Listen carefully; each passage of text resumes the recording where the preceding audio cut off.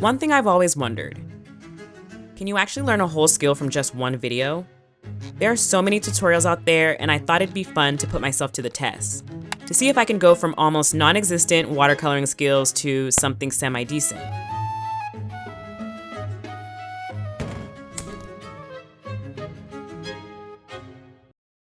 I bought a watercolor set that's been taking up space under my bed for way too long, and I figured I should probably do something about it. I'm not trying to become the next watercolor master or anything, but I want to see if there's enough spark here to justify keeping these supplies around, or if I should finally pass them along to someone who would actually use them.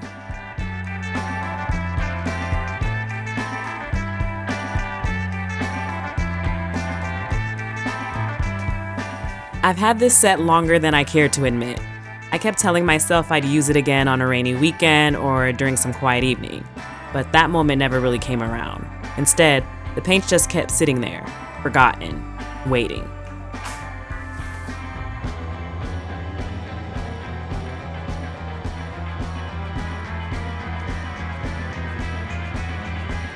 Then, this tutorial popped up in my feed, and something about it just made me think, okay, today's the day. Just 2 colors, 16 minutes, and the instructor makes it look so effortless. So I decided it was finally time to see what these paints could actually do. And to make it interesting, I want to limit myself to 1 tutorial. No backup plans, no second video if I get stuck.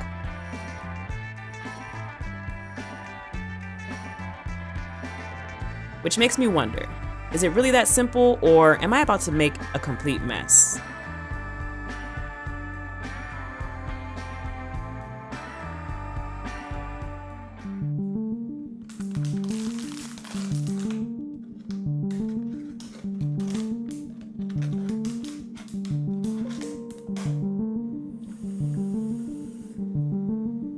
I'm all set up, ready to unleash my artistic potential when a thought hits me like a brick to the face.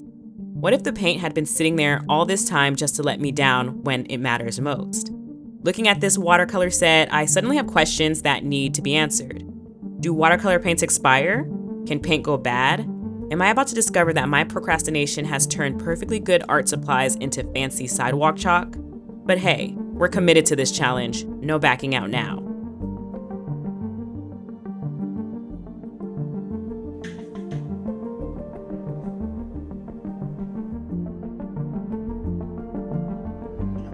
Using cold pressed paper. I've started out with the ultra really, so even if your paint's made completely abstract, I'd like you to start off with watercolour. I'm still painting wet on wet here.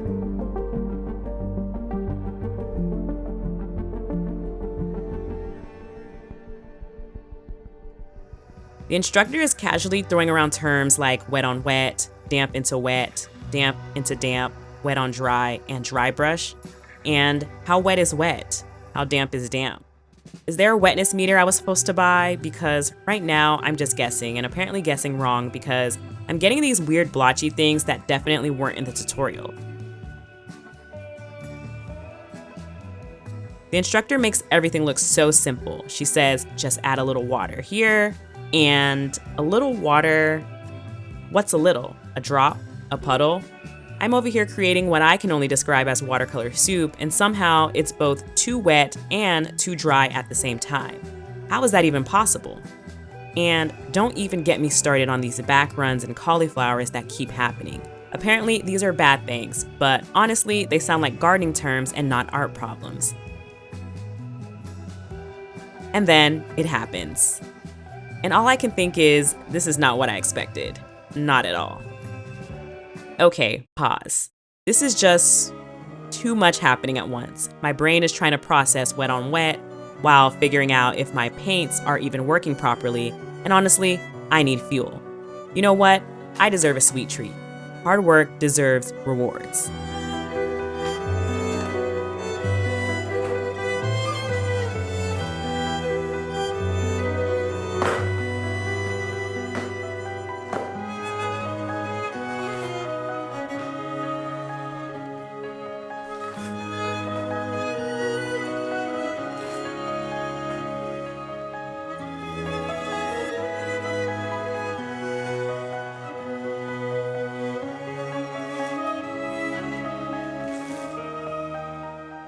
Don't judge me. Properly fueled, my brain suddenly feels alive, refreshed, ready.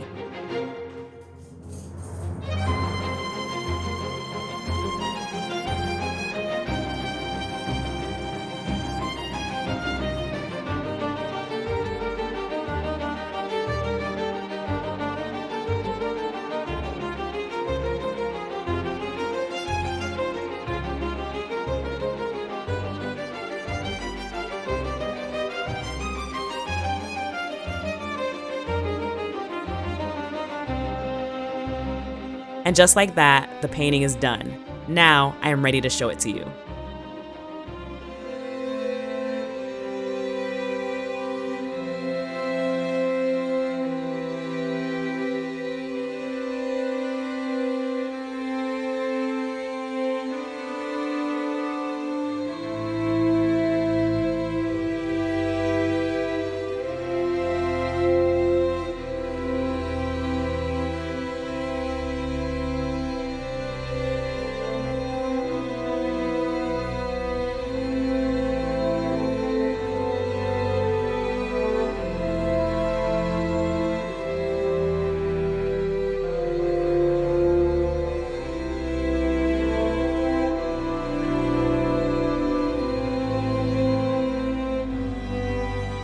And somehow, I realized these watercolors were not worth keeping all along.